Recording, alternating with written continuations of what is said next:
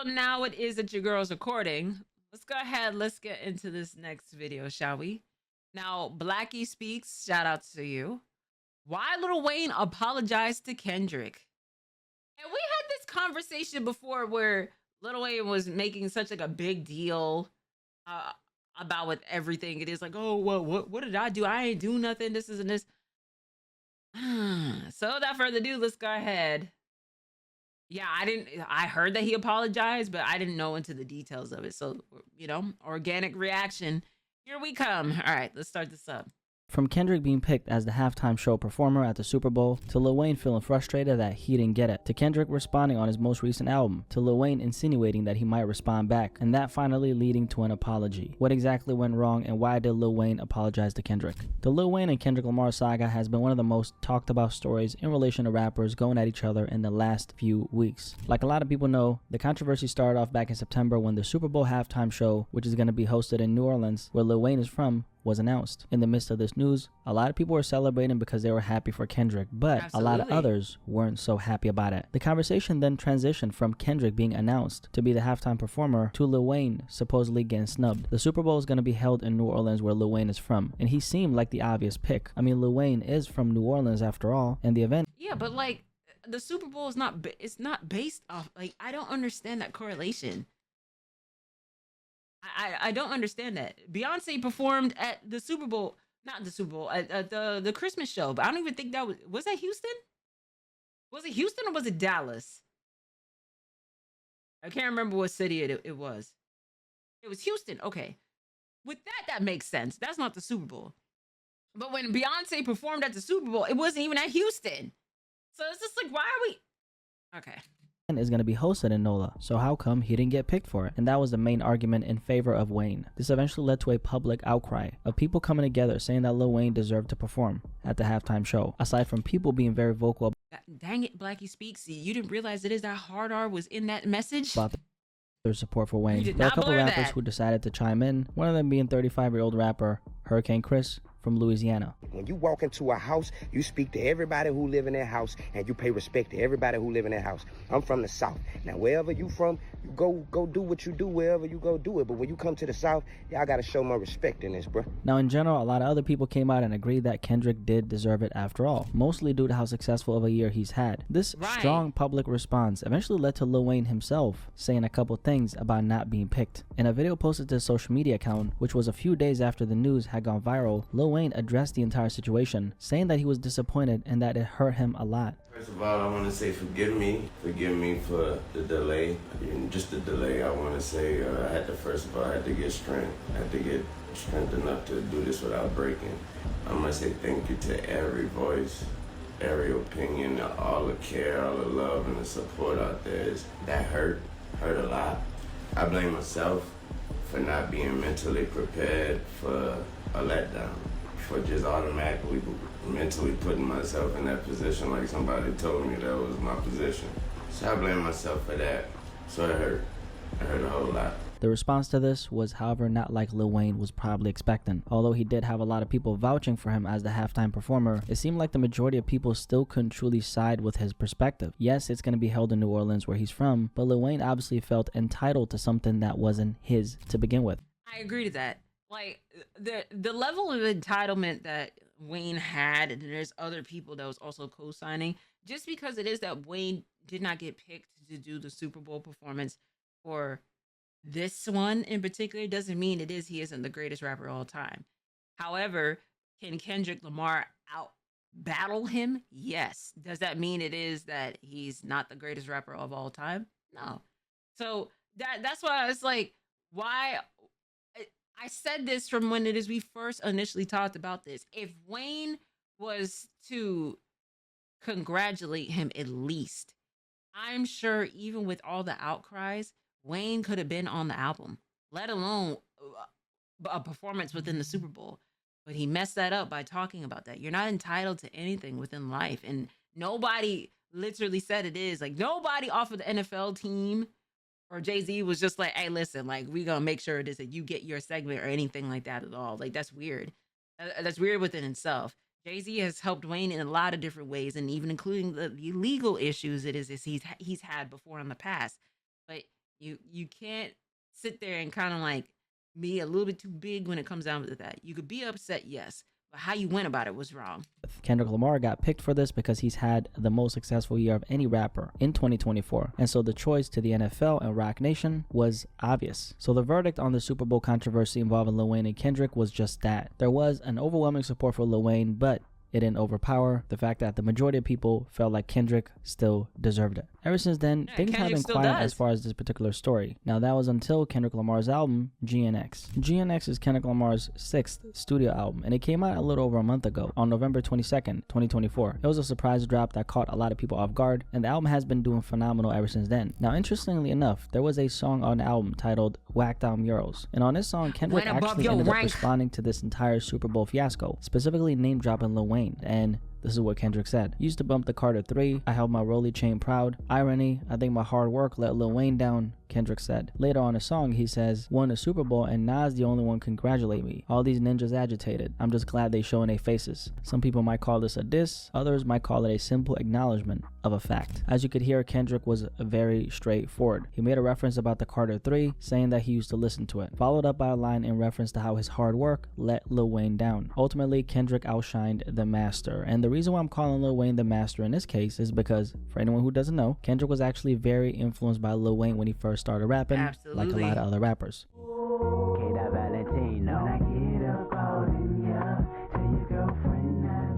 Early on in Kendrick's career, it was a known fact that he, in a lot of his records, reminded people of Lil Wayne. And a lot of it was specifically in relation to his delivery, but specifically vocal tonality. And this is something Kendrick has talked about on numerous occasions throughout his career. He's been very vocal about how Lil Wayne not only influenced him, but how he influenced the rap game in general. He influenced a lot of styles and a lot of sounds. And I could say I was influenced by a certain sound and a flow and the cadence, that he brought to the game, which was very unique. Me being a young boy in the game and listening to him, like, yo, okay, I need to learn this and that. So Kendrick was kind of coming full circle with what he said on Whacked Out Murals. Imagine being inspired by someone just for you to, over a decade and some later, surpass them in the eyes of a lot of people, which is something that obviously has to feel unreal for Kendrick and, of course, bittersweet for Lil Wayne. After the release of GNX, Lil Wayne ended up hearing the song, and he responded to this on Twitter by saying the following: man, what the F I do? I just be chilling and they still come from my head. Let's not take my kindness for weakness. Let this giant sleep. I beg you all. No one really wants destruction. Not even me, but I shall destroy if disturbed. All me.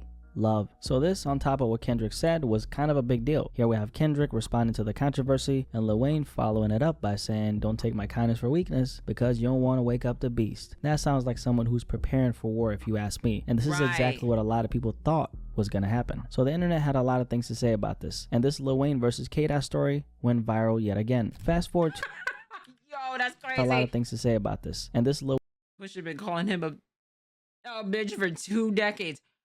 Wow. Kendrick lucky Lil Wayne old and leaned out. Wayne in his prime tearing his head off for that little comment. That is it. That is insane. Lil Wayne versus K-Dot story went viral yet again. Fast forward to about a week ago when Lil Wayne did an interview with Skip Bayless. Also, I've spoken to him and I wished him all the best and told him he better kill it. Okay. Yeah. All right. So you better kill it. You gotta kill it. But you guys are cool. You have talked. Oh yeah, yeah. Now, as you guys could hear, Lil Wayne and Kendrick are apparently on good terms now, which is interesting to hear because just less than a month ago, it sounded like Lil Wayne was declaring war right back at Kendrick. And that's not even something I would necessarily blame him for. At the end of the day, he got name dropped by one of the most successful rappers of this year. And that guy who came up early in his career, inspired by you, Lil Wayne, happened to surpass him in a lot of ways. And this is something he, of course, acknowledged on that particular song. So Lil Wayne obviously felt the pressure of this entire thing. I think much of Lil Wayne's frustration in this situation stems from the pedestal he's been placed on throughout his career. Lil Wayne is someone I deeply respect and admire. He was the first rapper I was truly a super fan of, and to me he's undeniably part of the legend conversation. The sheer number of rappers he's influenced, his massive impact on hip-hop as a whole, and the fact that he was widely regarded as the best rapper alive heading into the 2010s, thanks to his incredible run, all solidified his legendary status. And that's why I would never discredit Lil Wayne of all rappers. He's done too much for hip-hop for anyone to play with his name. That being said, the fact is, right now, he's not that guy. As I mentioned in my last video on his story, when it comes to the younger generation, many of them seem to feel very disconnected from Lil Wayne's legacy. And it makes sense. Wayne's peak was over a decade ago. Since then, while he's remained successful and climbed in the industry, I'd say he's mostly maintained his status rather than thrived on a major level, which is the case for many legacy Fair. acts. So it's nothing out of the ordinary. For someone like Lil Wayne, aside from being in the studio nearly every day, because let's face it, Wayne works extremely hard, part of his journey now is giving back to younger artists who are in their prime. A great example of this is Cordae, who actually dropped one of the better rap albums of this year, The Crossroads. Yeah. But Cordae is a rapper Lil Wayne has been supporting for some time. So a guy like Cordae has had the opportunity to watch him work up close, and they have several records together, both released and unreleased. So what I see for Wayne now is that he seems to find more joy in staying closely connected to younger rappers like Cordae by Absolutely. mentoring them and letting his influence shine through as a vessel for their growth. Ah, I wish Nicki Minaj was in the same level of that mind space of doing that. She does help out with other artists. She is probably one of the many female artists that will reach out to somebody that is that's new and do a collab with them and whatnot. But we talked about this with Nicki of like she does stuff like this, and then it's almost like regresses, or there's like a fallout that happens. Either the other person's being weird, or she does something and that's weird, or there's some level of just like, okay, like that person is making music with somebody that clearly don't like Nicki at all. Like the one thing it is that I can say is that she does do it. She does do it. But her legacy is gonna excuse me. Her legacy is gonna get skewed being with that Kenneth man. And as much as it is that like you can't sit there and discredit Nicki Minaj's pen. You just can't. Does she belong within that icon legend category? I feel like it is that she does, but in a lot of ways it's gonna get stripped away from her due to some of the antics it is that she's done before in the past. But the biggest thing really is that husband. She needs to let him go. And I don't wish divorce on anybody. I don't wish fallouts or anything like that. But like between that, the stuff with her brother, like her doing songs with 6ix9ine, someone on her team being a pedophile, it's not helping her case. Is that she's surrounded with people that is alike in a lot of ways. So then that makes me look at her character, and it's just like, damn it, this woman's penmanship is so damn good. Like, come on, girl. Because like I said, it's really not just Lil Wayne's time right now. And I don't think this new generation of young music fans care as much about his status like the previous. Well, the whole thing between like Nicki not liking Cardi B was mainly because Cardi B did a song with Remy Ma and Nicki Minaj. They've had a beef with each other for like the longest time. And you would think New York women would like kumbaya and exist, but then again, like, you know, then you got the Little Kim and Nicki Minaj issue. Then you have Nicki Minaj and Remy Ma, Nicki Minaj and Cardi B. Like it's like, dang, it's way too many New York people. Now I gotta put Ice Spice and Nicki Minaj. It's so bad. It's so bad. It's the New York women we hate each other to be on top of. I wouldn't say that. There's a common denominator with all of those beefs it is that I mentioned, because realistically speaking, who else besides Ice Spice and her friends, because we clearly see Ice Spice as the problem. Who else is the common denominator within like the level of beefs that you could think of as like New York female rappers? Think about that. I still this generation, and that previous generation are grown up, and I'm definitely in that category, and you might be too, because I was young when I first got into Lil Wayne's music.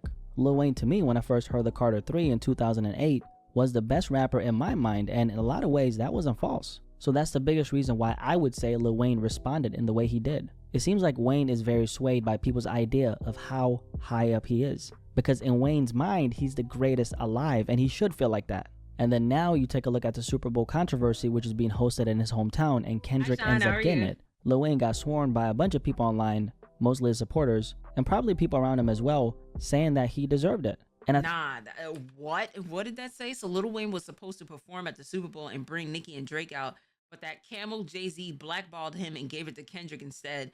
This is fucked up no matter how much y'all twist it. Why'd you have to call Jay-Z a camel? Dang. YSL Onika. No wonder why. This is a bar page. Mostly his supporters, never mind. and probably people around him as well, saying that he deserved it. And I think that in itself might have led to him feeling like, damn, they're right. I should perform. Why didn't I get this opportunity? And that's when that self-doubt obviously kicked in. Like, man, am I not as great as they told me I was? Think about how successful Lil Wayne is, and think about how much he's done. What color Not you even someone thinking? like Wayne is immune to feeling a sense of insecurity when things don't go the way he wanted them to go. Keep in mind that Wayne was the person who said how much it hurt him to not get this opportunity. On top of Right. that, Kendrick later on responds, and Lil Wayne is supposedly ready to go to war based on his tweet. I guess it might have taken some reflection on his end for him to come to a place where he eventually jumped on the phone with Kendrick and probably ended up apologizing to Kendrick for feeling that sense of entitlement. At the end of the day, Right. Lil Wayne has been through a lot in his career, and every opportunity he's had, he's worked for it. The same Correct. can obviously be said for Kendrick Lamar. I imagine Wayne took a step back after the situation and Round thought, tips? who am Okay. I to say I deserve this position more than him? When you're as blessed and highly favored as Wayne, even when things don't go your way, you have enough wisdom to understand that what's meant for you will come to you in due time. Not every opportunity will align, and that's why I believe Lil Wayne apologized to Kendrick. But what do you think? Anyway, I appreciate you guys so much for watching this video. If you made it this far, that means that you probably enjoyed this video. So how about drop a like on it? And to all the people out there who are new, my name is Blackie Speaks. It's so nice to meet you. Subscribe if you want to see more of this type of content. Anyway, I'm really curious to hear what you guys have to say about this particular topic. And by the way, I think this might actually be the last video that I drop before the new year. I don't really know because, you know, like I'm just firing off these videos like crazy. So like, pop, pop, pop, pop. I want to hear what you guys have to say in the comment section below. And I'll catch you on the next video. Peace. I'm out. Man, dang, why did everyone turn on KSI? I think I need to react to that too, because even I don't know that.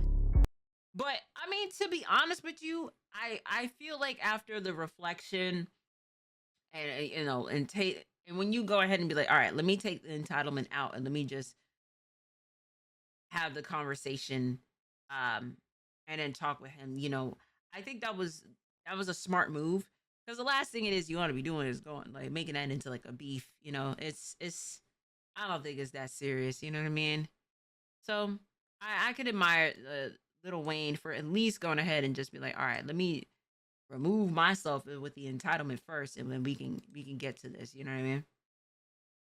But Blackie Speaks, shout outs to you. Thank you so much for the video. Shout outs to y'all in the chat. And shout outs to you at home. I will catch y'all in the next video.